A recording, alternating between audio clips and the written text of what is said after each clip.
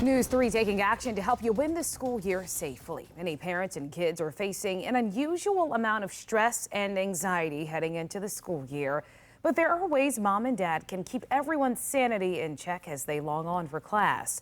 A local psychologist explains how those signs and when it may be a good time to get professional help. Here's our conversation. As families are going into this school year, what are some ways that they can create an environment that will be good on their mental health as they're trying to balance work and school and just life in general? Create schedules as best you can, but know that you have to be flexible with your scheduling. Have designated work areas. Everyone doesn't have, an office setup. And by looking at social media, I've seen so many people with these Design Star-esque challenges going on, where they're setting up rooms for their children, and that's great. But some people just have a corner, and that's okay. Just have a dedicated area.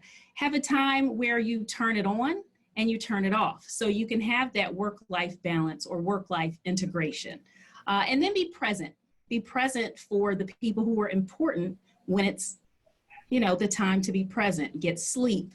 Our immune systems will thank us if we also address our physical health. Talking about the exercise piece, is it important for parents to figure out, on top of everything else they're doing, but to make it a priority a few days a week to make sure the kids are getting physical activity, make sure they are getting outside and moving their bodies, maybe even as a family activity to make sure they're still doing that to help their mental health too. We need proper nutrition. We need exercise. We need water. We need sunlight. So air, rest. So it is important to get out as a family. You don't have to pay for a gym membership to go take a walk around the neighborhood. You don't have to pay for a membership to go, walk on the boardwalk if you have access to the beach.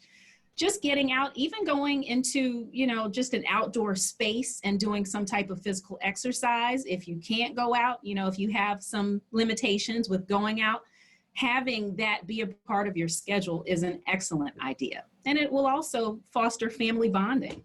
There's going to be a lot of pressure, a lot of stress on parents and kids and families.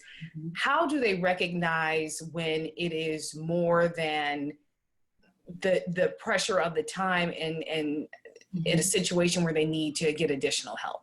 If people feel unsure of what to do, if they feel frustrated, if they feel anxious, if they feel worried, fearful, shameful, guilty, depressed, it's normal because we're all experiencing a loss right now. We've lost lives, jobs, milestone events, and the ability to live as we typically know life to be. If the moods, emotions, and behaviors that are affecting people daily are affecting their functioning, if they're getting in the way of people functioning in their roles and fulfilling them like they normally would, then there's something wrong.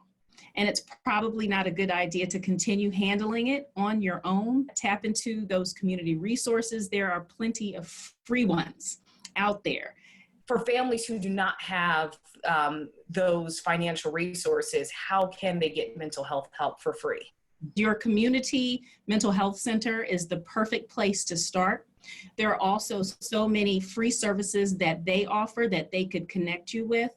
And there are also plenty of therapists in the area or mental health providers who will be willing to work with people on a sliding scale.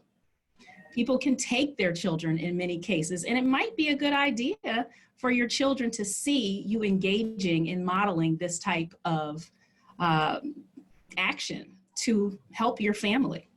The same way we would go to the doctor for a checkup. Yes. It's the same. Physical health, exactly. It's the same. That mental health hygiene. That's so important. Parents are just trying to figure out a way, like, how do we balance everything? And one of the things she said, you see all these Pinterest desk and virtual learning areas. Don't worry about that. She says, do not worry about that. Do the best you can. Find a corner somewhere, and you and the kids can hopefully get through this year with your sanity intact. Listen, we're all in this together. Yes. We're all fighting the same battle. It's 7.